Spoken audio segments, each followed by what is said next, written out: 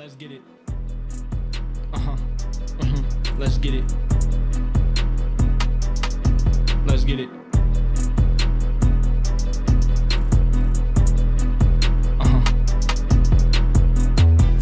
Rockin' Royal, rockin' Navy, know y'all with me, let's get it, baby, rockin' Royal, rockin' Navy, I feel really good about where we're at. I'm not really worried about what people think. They don't know. Like you guys, no one knows what we know and knows what we see and what we saw in spring. So I'm really excited about it. When you look at in-state recruiting, have you noticed an uptick in some of the recruits, some of the highest level recruits in Utah that you've been able to not only like be in the room with, but sign consistently now? And what do you make of the in-state recruiting and how that? Yeah, I mean, in-state recruiting is going to always be important to us, but it's about the fit too. It's not just limited to only the recruits in state. It's like, is this young man going to get in school? Is this young man going to live the standards that we have, the honor code, and does he meet the standards that we have on the football team? And so there's a lot of factors that go into it. And so I wish I could just say, oh, I want that guy. He can play. I don't really care about anything else. But for us, we have to address all those areas, and those are all factors that kind of determine whether or not we take a player. Now, that being said, we had a bunch of guys come to camps, and a bunch of recruits stopped by campus, and we did some amazing things with the new rules that bringing guys on official visits, things like that. And I have to give a lot of credit to our coaches. If you want to get better at recruiting, bring the guys that can actually do the recruiting. And that's, I think, Jay Hill and Kevin Gilbride and A-Rod with TJ Woods, and now I'm forgetting all this. Fessie's done it. These guys can get it done. And then they know how to get the guys that actually know what it's to be like, and can actually fit and give in and buy into the culture, and then also help and find a way that they can help and thrive in all their goals too. So we have a good feel for the team. You guys have been around our team quite a bit. I feel really good about the culture on our team. Feel good about the standards, and it takes some time to get going, but we have to keep our standard high. And we really don't drop it for anybody. But there happens to be quite a bit of players that are in-state that we can have access to. The excuses before, too, were like our opponents are always talking about us not being in a power conference, being in independence.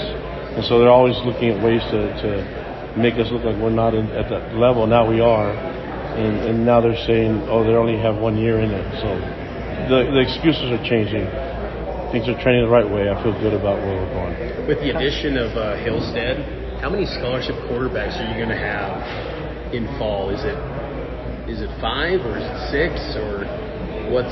Well, I'll say it this way: like there's certain guys that are in the walk-on type of character category that will be on scholarship. We have to see how the numbers work. So I think is that okay? Yeah, and I think the easy thing to do is say, okay, do what's right. And so the numbers, we always want to be around that 5, but I don't mind 6. I don't mind 7. You know, to me, it's like that's the most important position. Everybody knows this in football, so we have to get that one right, and we have to load it with talent, and then we have to have them buy into their role and develop. And so some of the issues that we've had is when we had to go get Keaton Slovis because there's no one in the system. If people stay in the system and keep working, then it all works out. It's this buy-in. Not everybody can go be a 4-year starter, you know. And if you look at the history of BYU football, the ones that work and learn the system, understand their role, find a way to get on the field. I mean, there's plenty of quarterbacks that are in the NFL that had one great year in college. And so I think getting the guys that buy into the system altogether, and knowing that, hey, it's hard to keep moving around and learning a new system, and then having our guys kind of grow within the program, that's got to be key to us. And I think we went and got the guys that can make that happen. Have you learned more, or maybe reevaluated which types of quarterbacks work best in A-Rod's system? Maybe a more mobile guy, as you kind of look at a guy like McCae who can move around after Keaton coming in? I mean, I think we can work with anybody. I mean, so if you look at like Zach, Jaron, and Baylor, they're all different. They work fine in the system. I think A-Rod knows what their strengths are, but you're going to have to, in the game of football, you're going to have to run a little bit. You know what I mean? So it helps us with our offense, and that's what we're going to need, guys that have some athleticism there. But is that the only factor and variable that we look at? No. I think when it's all said and done, you have to have an accurate ball, and that's going to be the big part of playing that position for us. I think there's a lot of variables going to it, but those are the overriding ones. Is can you get the ball to the receivers? And if you get the ball in the right area, we have really capable receivers and tight ends that can actually do some things with the ball in their hands. Have all the newcomers that you're expecting to be part of the team, have they already all arrived, or is there going to be something you're still waiting on? There's still some that we're waiting on, but the majority of them are currently here right now. And the Summer Bridge guys got in last week. How does that, just to follow up, how does that maybe help maybe the prospects of some of them maybe having that impact on this year's team? Yeah, well, the key is they get into our off-season conditioning. They jump into the team. They get into the locker room. They take a couple classes, and then they get acclimated to our system. And then when you get that done, you have the players that are the leaders on your team teach them. So all the player-run practices, all the meetings that they're going to do, our guys love hanging out with each other and teaching each other the game. And so we accomplish a lot in the time that they have from now until when fall camp opens, because the players take the initiative. We have great leaders on this team. So now that they're here, I can tell you that there's a lot of great movement going, and those guys are all ready to work. The entire team is ready to go.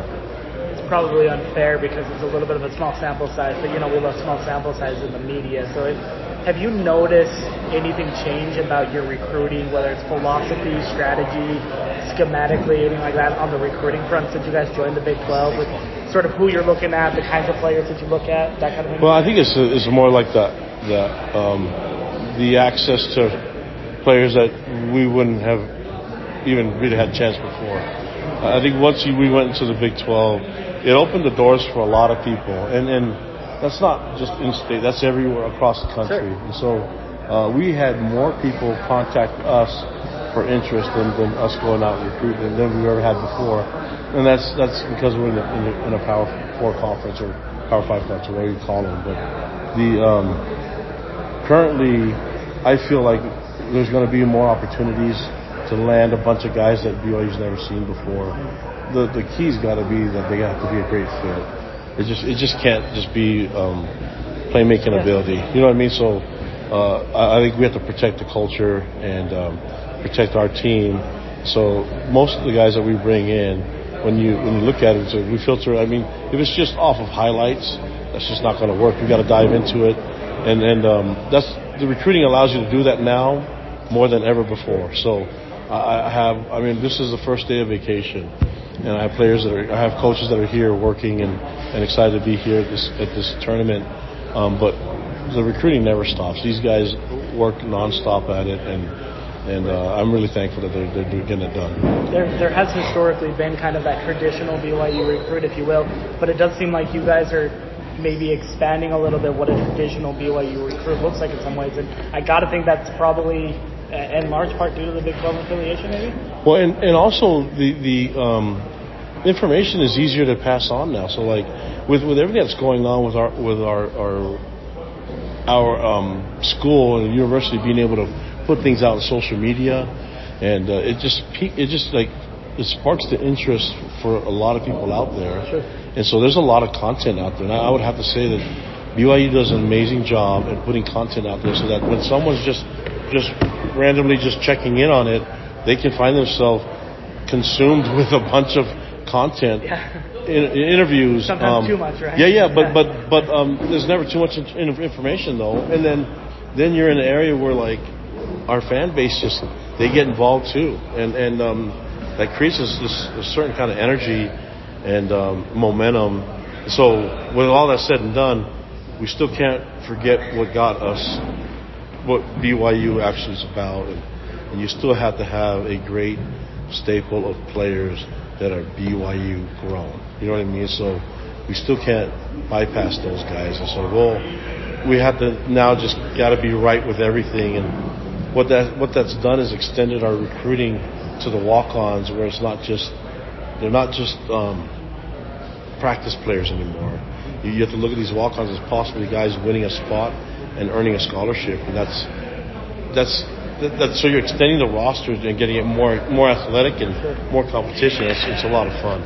I know you can't say names, but as far as recruiting and now guys, as long as it fits with their schedule, they can take as many visits they would like as possible. How has that been such a benefit, for you guys just in recruiting with the last couple of months?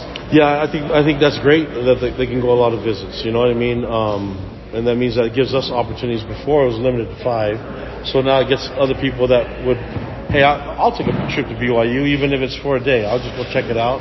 And then they come here, and I've said this before, you heard me say this, that when they get on campus, it's different than anything they've ever experienced. And when they get around our fans and around our faculty and staff and BYU administration, and they get around, it's just in that element, in that environment, it's hard to beat. Even in June, in the summertime, when there's no school, the Provo-Orem area is a wonderful place to be for young people.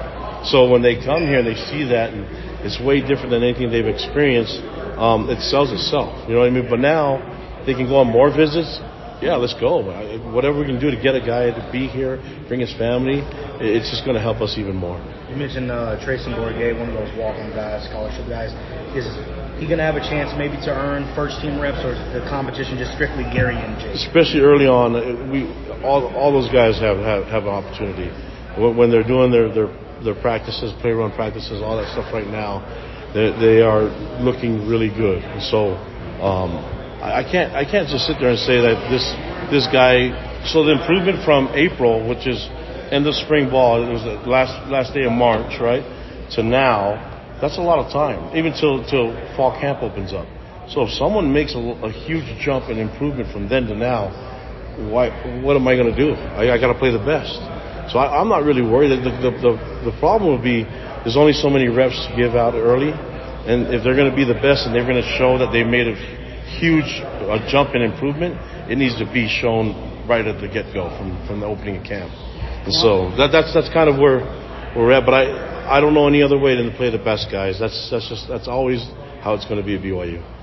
Are you worried some of these assistant coaches like Fessy and Jake Hill are getting too good at golf? They're not too good at golf. The crazy thing is, like, it's just, I know that they want a lot of the stuff today, but these are guys that's probably 1 out of 100 shots that they made that was actually decent. You know what I mean? So Harvey got the long drive, but you guys should have seen the other drives that I saw. They're nowhere near close to what he was hitting. So that's the beauty of scrambles, right? Yeah, that's what golf is, right? So you can have a horrible day and hit it 2 feet from the hole, and now you love the game. And then now you find yourself watching it and following it and all that stuff. But I just like the competition. I like getting people out of their element, and that's why I like seeing you guys in a different light. I mean, this is really cool. You let down your guard. You're able to be vulnerable. Because let's face it, none of us are that great, right? But when you go out there and you kind of like, okay, but you appreciate and you just have fun. It's been good, and that's why I wanted to do this. I want to hang out with you guys and talk. And this isn't. I've heard people say, well, like, oh, you're just trying to work the media. I've never done that. But what I've done is I've seen Lavelle Edwards and how he had his relationship with the media, and I thought that was something special. And then when he was alive and I talked to him, he would always tell me that the media is different, but he had a huge respect for the media that actually did it the right way, the professionals, and that's why we want to highlight you guys and show you appreciation and make you play golf on a hot day and hang out with us, and then ask me questions after. Hey, Kalani, some of the other NCAA rules that kind of got changed, the recruiting visits is one, but some of the others, how do you feel about them? Like the visits in terms of spring recruiting is different now. I'm not really worried about any of the rules that will come up. It's going to be the next few months that I'm going to be anxious to see what the NCAA and the conferences are going to do, because they're talking about revenue sharing, they're talking about money, they're talking about salary cap, stuff like that. And so when that starts forming, then I think that'll capture my attention a lot more. The other stuff, it's like the rules have always been changed, whether it's the game of football with targeting and all that stuff, or recruiting rules. It's never been the same. So they've always changed the calendar, moved things around, talk about early signing day, stuff like that. I just want to be willing to adapt to whatever's out there. Just roll with it. Yeah, and that way you kind of have to, you know what I mean? And then I also don't have an opinion about anything because it's funny because people say, hey, how do you feel about this rule? And I was like, oh, are they going to do that? Yeah, we're going to do this rule where you can have more coaches on the field now and more guys in meetings. And I said, well, until they do that, like, why should I even have an opinion? Because what if I say I don't like that and then they do it anyways? Well, I'm going to do it. I'm going to have to do it. So I'm more like, oh, they're thinking about doing that? That's pretty cool. And how would I use that to be an advantage for us? That's like the play clock, all those things. Like, okay, so there's a 2-minute. It's not called timeout. It's called, what do they call it? I can't remember what they labeled it. But it's basically a 2-minute break. The college version of the 2-minute warning. Yeah. So you can complain about it, or you can just say, okay, how are we going to make this work for us? And study NFL film, talk to NFL personnel, and see how they use it and how their approach to the 2-minute deal. So, I mean, NFL has their own issues they got to deal with and changes. They have a new kickoff. So I'll be interested to see how that goes. And then if we're going to put that into our game too, because we seem to try to follow what the NFL is doing. So. But you have to be flexible, right, to make it work. Go ahead. Obviously, you don't have, a Puka Nicole. We know what he was to the program and what he's done in his professional career. But when you look at the wide receiver room, would you say collectively this is the most talented group we had, even with guys coming in, Darius, Cody, Chase? Obviously, Kibo moves to the tight end room. Tate Nakua comes, other people obviously who are committing. Would you say this is the most talented room that you've had in a while? Yeah, there's tons of talent there. Fessie's done a great job getting this team going. And the key isn't the talent or the playmaking ability. The key is getting a quarterback enough time to throw the ball to him and not get so pressured that he can't get it to him. That's going to be the key. Whether there's talent there or not, there's tons. And I'd like to see someone emerge, but it doesn't have to be. It could be the whole group all together. You got all these guys, and then you haven't even mentioned like Parker Kingston, JoJo. You haven't, what I mean? There's Darius, Keelan, there's Chase. I mean, there's so many guys that can play, and I think it's all the little things that we need to do to get them to utilize their talents. The thing that they do really well is block for the runner, and if we can get everything clicking, starts up front with the O-line, and then I think as we start to go from there, we'll be in a good spot. Chester, tight ends. You brought him in because you like him because of what? What does he bring to you as an NFL tight end coach? Oh, with all that experience. Yeah. What do you like Gilbride? I followed his career. Obviously, we played together, so I've watched him and seen the things that he's done, and also talked to him when he's an NFL coach. And I've just been really impressed with him, and that's been the. Oh, you've been recording this whole time? No, I haven't been recording. No, got you. No questions, just get all the answers. No, but when you're rapping with this, we got some out there. Okay, got you. I got more of the face for this than the TV, but okay. You and me both. Yeah, all of us. No, but the what was I talking about here? Yeah, so Kevin Gilbride, I don't know, you guys didn't see anything in the spring, but if you talk to those tight ends, significant difference, and the knowledge that he brings to that game, and in all different phases, and we saw tight ends in spring making plays that we never knew they could do before. So it's a good group of young men. Kevin Gilbride's done an amazing job. Now we just have to put it to work and make sure that it clicks all together with the O-line and that we can get them the ball. I feel really good about where they're at now. And Kevin Gilbride. Last question for me. Yes. Obviously, you guys have the toughest schedule in the Big 12 at home. How is it important to have a winning record at home, to get bowl eligible this next season? Yeah, I'm not worried about the bowl eligibility things. We got to go one game at a time. Now, for the prep, we've looked at every opponent ahead. But when we get to fall camp, focus will be getting our system put in, making sure that it's functioning at a high level, and then we start finding ways to attack what we've already known in the prep that we've done from before. And so I don't worry about the result other than if we can play at our best, I feel really good about where we're going to be. We've had some really good competition and some good performance last year, and maybe the scores didn't end up the way we wanted to, but I feel really motivated by what I saw towards the end and the progress that our guys made in learning from the beginning of the season to the end. I think everybody's so fixated on the result and the record that they're forgetting that a lot of these guys come back, and then you look at the pieces that we've added, and there's a lot of unknowns, and so no one's going to vote for the unknowns in a positive manner, and we just have to get out there and show them. I can't wait to show these guys off, and then it'll be known to everybody. But what I've seen from spring, what I see from their team now, I think we have a really good chance. So, how fun is it to see the BYU brand expand at the NFL level, and has that had an impact in recruiting? Of course, and then when you have the best NFL coach in Andy Reid that wins Super Bowls and is a great example to us as coaches and a good mentor to us, but also is a BYU guy, so that's always helpful. And we know there's a lot of connections, but I talked to you guys before about my job is to try to put as many guys in the NFL as I can. So that's never stopped. We got to keep doing that. Whether they're guys that get in there as a free agent or get in there as a draft pick, we got to teach them and develop them so that they can actually make rosters. And I feel good about the guys that are out there. I mean, this last year, guys are talking about our team. You forget that Blake Freeland, Jaron Hall, and Puka Nacua all started games as rookies in the NFL. If they were all playing, they all had one more year left to play.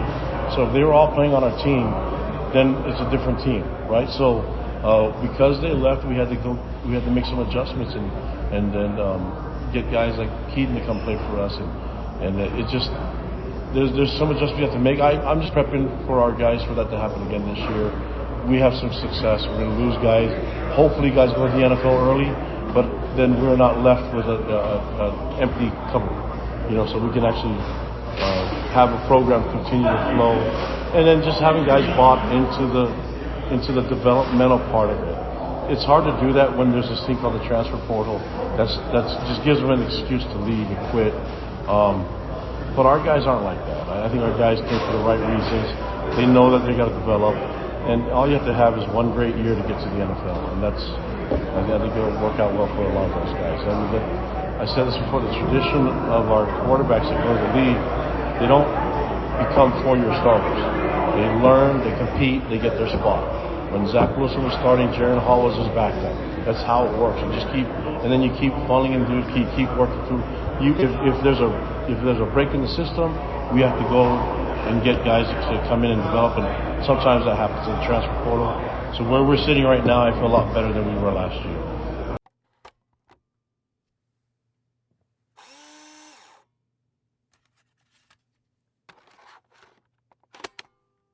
I see a determined bunch. I see guys that want to put a good product on the field this year, working really hard. What made you want to take a transfer quarterback after spring? And did something change from kind of the end of spring? Yeah, I didn't plan on that. Yeah. We weren't planning on taking one. I think I even got asked that question at the end of spring. But in McCae's case, it was a unique situation because we passed on him in high school, and then he went to Utah State and did a really good job. Sort of everybody passed on him. It wasn't just us. No Power 4 teams or Power 5, whatever you want to call it. No one recruited him, and then he did such a good job at Utah State. We just felt like we can't pass on him again.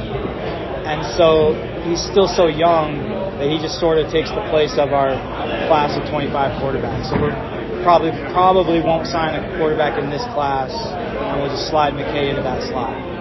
Did he reach out to you late, kind of after Utah State had settled their quarterback position, or what was the timeline there? He didn't reach out to us.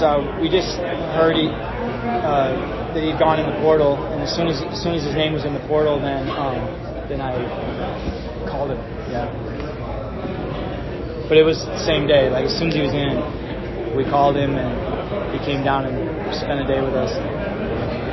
So word's getting out, expectations are kind of low for you guys. Is that carried over to, have you noticed that from the players at all? Are you guys even talking about that? Not really. I think we have our own expectations of ourselves, and I think everyone was disappointed in how we played last year, and I think that alone is enough motivation to play better. And I think everybody on our team,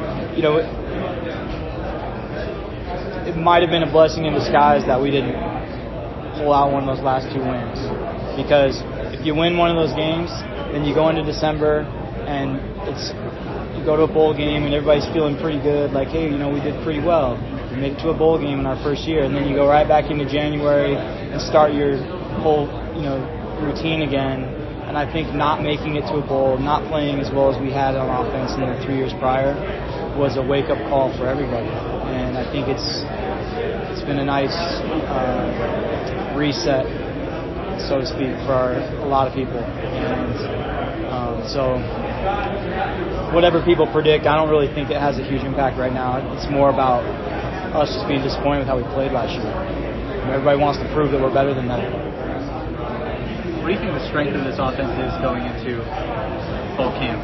I think we have solid depth at every position.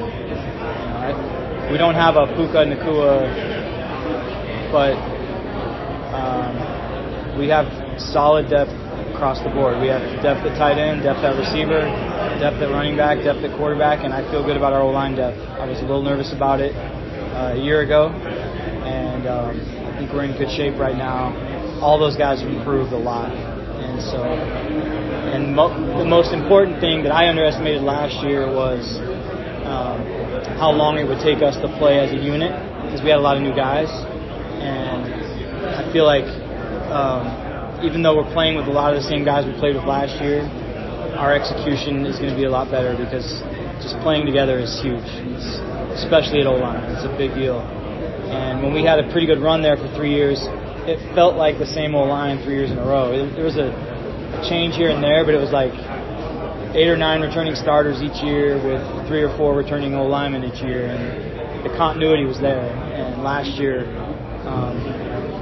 I underestimated how long it would take us to really play as a group. And I think this year we're going to be better in that regard. Has anything changed since we talked to you at the end of spring with the quarterback situation as far as the competition goes?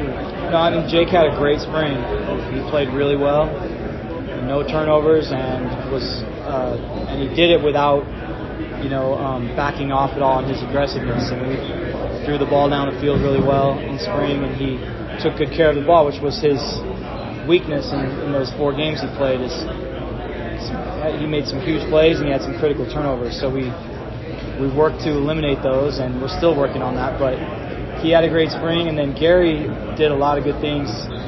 He just wasn't fully healthy yet, and he was learning our offense.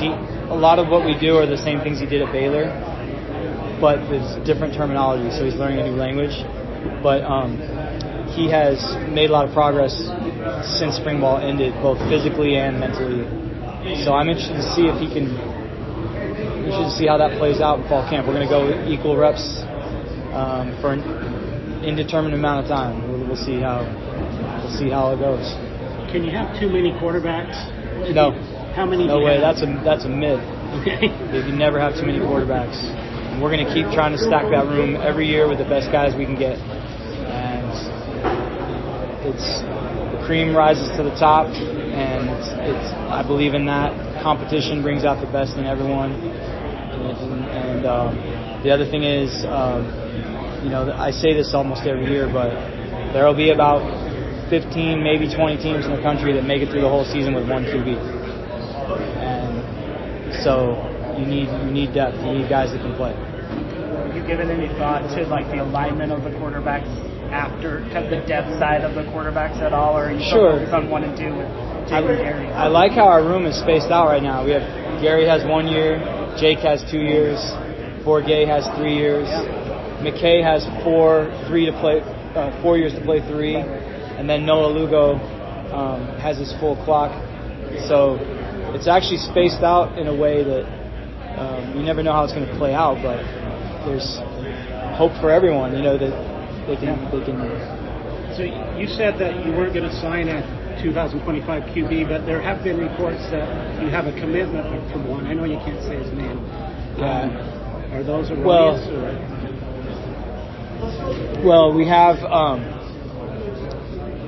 have missions, we have and we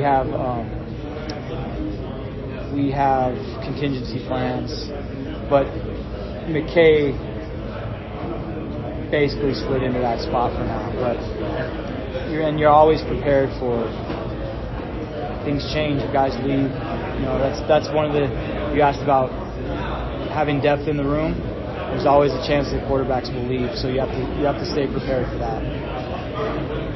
Will Bourget get any first team reps in fall? And was he further along than maybe you expected in the spring? He was. Bourget was a really he was one of the surprises of spring. I mean, he got himself into school at BYU on his own and just wanted a chance. I mean, he started 5 or 6 games last year and played pretty well. We recruited him in high school and liked him, and just didn't quite work out. The timing wasn't right, but he's a very intelligent, very competitive guy who self-motivated, wanted to be here, got himself into school, and just showed up and started working, and had a good spring. He's a good player. I feel like this is the most depth you've had at wide receiver. Darius, Chase, Cody, the new guys coming in from the class as well. It's a good group. I think our receiver play has been pretty darn good for the whole time Fessie's been coaching those guys. We've had some good receiver play. Last year, kind of like the O-line, I thought the guys were good players. It just took us a while to truly execute the offense because we had a lot of new faces that were new to not only our offense, but then we're all new to the conference. But I think every single one of those guys has improved, and I think they're all going to play even better this year. I'm excited about that group. Have you guys totally closed the book on the transfer portal as far as guys for this season? For this season, yes. So there won't be any more, at least on offense? No. Okay. We're at our full scholarship allotment right now. We wouldn't. Okay. Aaron, in your career, you've been the favorites, you've been the underdogs. Yep. Do you have a preference? Do you prefer the underdog role? Do you prefer the recognition that comes with the favorite role? You might not believe this, but I honestly don't even think about that. I'm always just very focused on the task at hand. I think it's useless to think about the total number of wins. I know it's fun. It's fun to look at the schedule and speculate, win 50-50, whatever. That's fun for fans and everybody, but I don't think that way.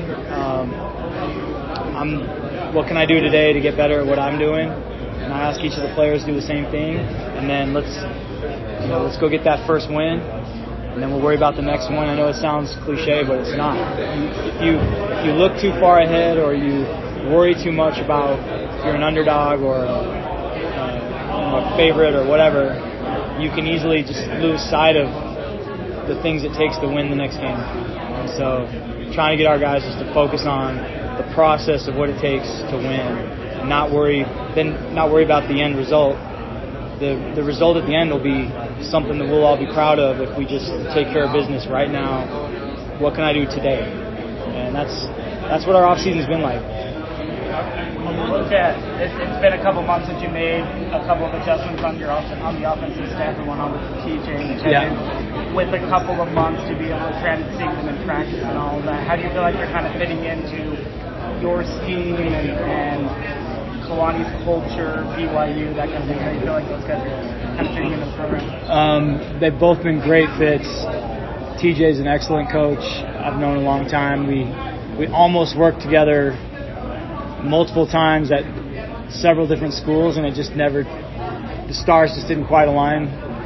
And but this time was the time. This was the time. I know he's an excellent coach. He's great at scheme, but he's also an excellent technician, and he's a great communicator. I think he's done a good job connecting with our players.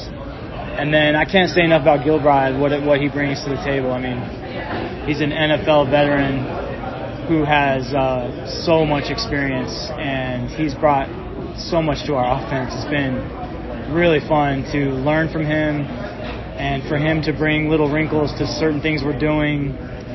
He's an excellent teacher and technician, and I've seen a huge improvement in our tight ends. He's an excellent coach. We're very, very fortunate to have him.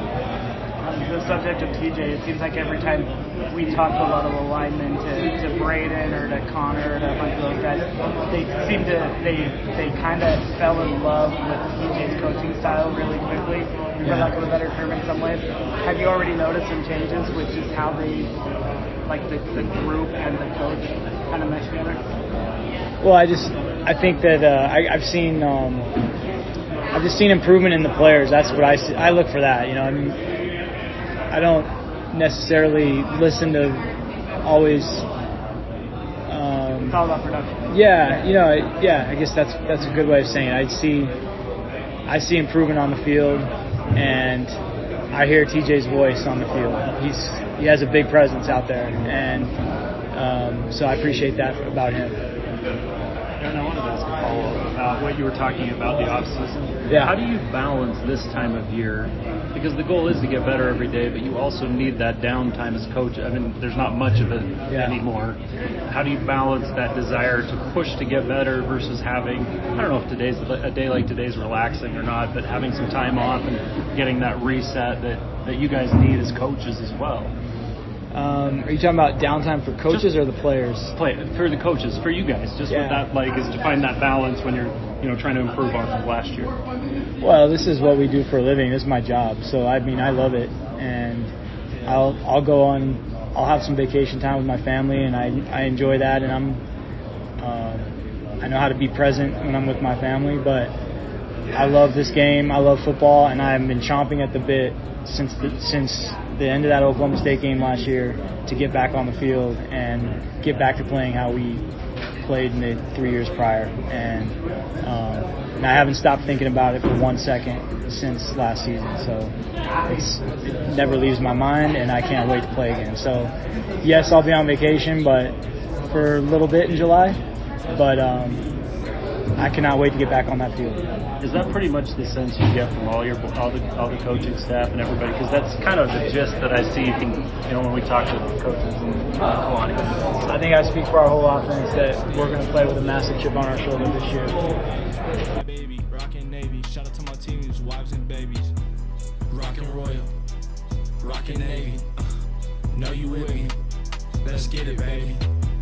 Rockin' Royal, rockin' Navy. Know you with me? Let's get it, baby.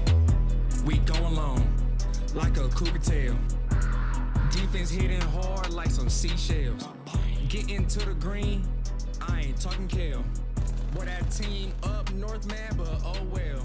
Player. We getting jiggy with that boy Cosmo. We granting kids wishes like that boy Cosmo. They steady hating on us, but we who they watch though. The Pac-12 mad, but we still on top, bro. Gerry, Harder, Cody, X, that's a cool connect. Yeah, my team is kinda old, but it's cool events. I'm hitting too hard, ow, I hurt my neck. Hey, Leak, you good, bro?